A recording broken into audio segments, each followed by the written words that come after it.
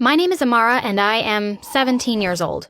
But I seem to be the only one who believes that. Don't get confused just yet. I'll tell you everything and I'm sure you'll agree with me too. Before you do that though, click subscribe and like this video. I might just appear in your dreams tonight if you don't. Okay, let's go. I remember that I was 15 when my parents relocated to America from India. My dad was quite rich, so we lived in the richest neighborhood in the city, and I was attending the most expensive high school. My parents gave me and my little sister everything we wanted, but my little sister got more because, well, she was my dad's favorite. I was 3 years older, but she was smarter. I envied her when she got all the praises, but I was more interested in partying and shopping with my friends. One time, I was at a party when I had an exam, and my dad called me and said, "If you don't do well in school, I'll not include you in my will." Let's just say I failed so bad that I had to change schools. My new school was cooler than the first. There were hotter boys and sassier girls. If I didn't come from a rich home, I would have felt like a loser, but I got along just fine. I didn't tell you, I'm a great dancer, right?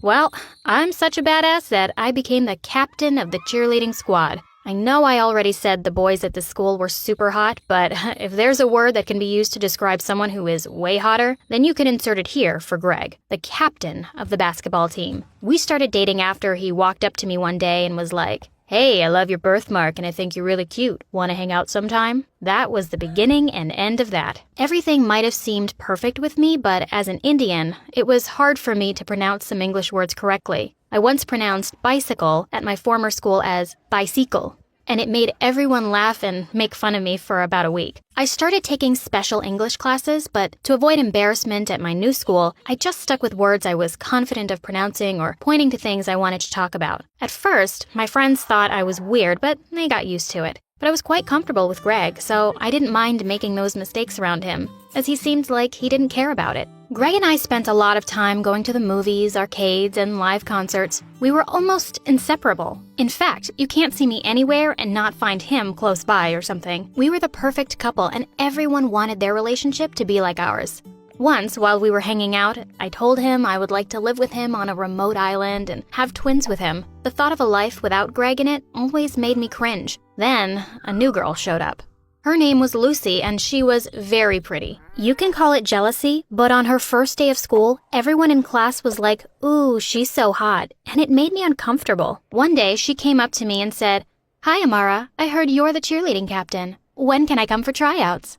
I wanted to tell her that we weren't open to new intakes, but I saw a chance to make life a bit miserable for her, and I took it. I gave her the hardest stunts, but she killed it. She even asked me if that was all I've got. I was angry, but not as mad as when I heard the others in the changing room saying that she was better than I was. I was sitting with Greg one afternoon, and then she comes over and says, "Hi, Greg, I'm a huge fan of yours. Can I take a picture with you, please?" Of course, Greg didn't say no, and he even asked me to take the picture. She kept holding on to him like he was her boyfriend. I couldn't take it anymore, and I told her to get her hands off him. She started crying like I was the monster, and Greg hugged her and apologized. She made faces at me as he did, and that was when I realized that she was probably sent from hell to take everything from me. Greg and I were supposed to see a movie one evening, but he canceled and said he was having a family hangout. I was bored and didn't want to stay home, so I asked my friends if we could hang out, but they said Lucy had already invited them for karaoke at a bar. I decided to join them since I wanted to see why Lucy was so great and I no longer was. I drove to the bar and noticed Greg's car was parked outside. I parked opposite the bar and called him, but he ignored all my calls. The next thing, he came out of the bar holding Lucy by the waist, and they were laughing like lovers.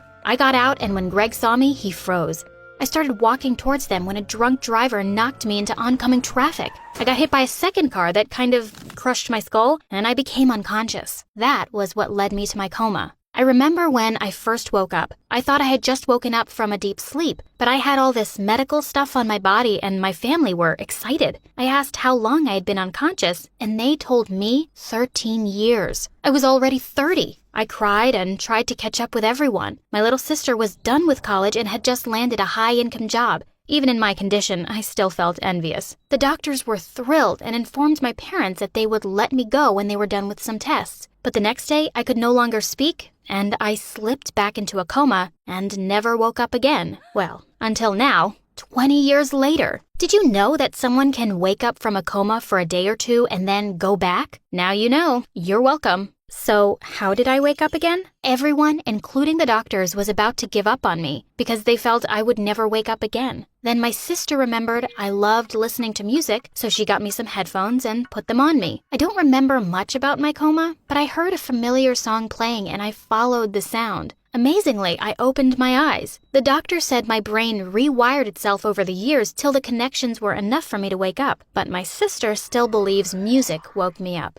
Did you also know that people waking up from a coma and speaking a foreign language fluently is an actual thing? Yeah, it's called bilingual aphasia. It happens when one area of the brain that knows a language is damaged, and meanwhile, another area remains untouched. I could hardly speak my native language, and when my sister kept talking to me in our language, I couldn't respond. I spoke to her in English, and I was shocked at how fluent I was. I tried pronouncing the words I used to find difficult, and it was so easy. My parents weren't there, and when I asked, I found out they had died 5 years back. My dad had left me a lot of money, but most of it had gone into my hospital care. My sister was married and had 2 grown kids. She looked way older than I remembered her, and I even mistook her for one of the nurses when I first woke up. At that moment, I felt so bad for envying and resenting her over the years, because she ended up being the only one who stuck by me through the years. I was discharged from the hospital after a few weeks and placed under therapeutic care at home. So I went home and the first thing I did was to look in the mirror. I almost jumped out of my skin when I saw my reflection. This isn't me. Tell me it's not true, I said. I had the body of a 47-year-old, but my thoughts were just like when I was 17. Well, I told my therapist about it and she called it post-coma. I didn't believe her until I showed up at my niece's 16th birthday party and tried to do cool stuff. Her friends seemed impressed and gathered around me to ask me how I could act and talk like I was 17. They found me quite interesting. Everything had changed from what I used to remember. First, my favorite band was no longer together and they were much older. There was nothing like a Walkman or a Game Boy anymore. They were all replaced with some things my sister calls iPods and PlayStations. Everything was different and it was a lot to take in at once. I once asked my sister's teenage daughter if I could use Netscape Navigator on her phone, and she laughed after telling me she didn't know what that was. She was kind enough to show me how to use the current browsers today and the popular social media platforms too. Then one day, I saw my niece watching something on her phone and I was interested. It was a video about a girl in a coma on My Story Animated channel. I got so interested in the channel that my niece jokingly said, "Maybe you should send your story to them too."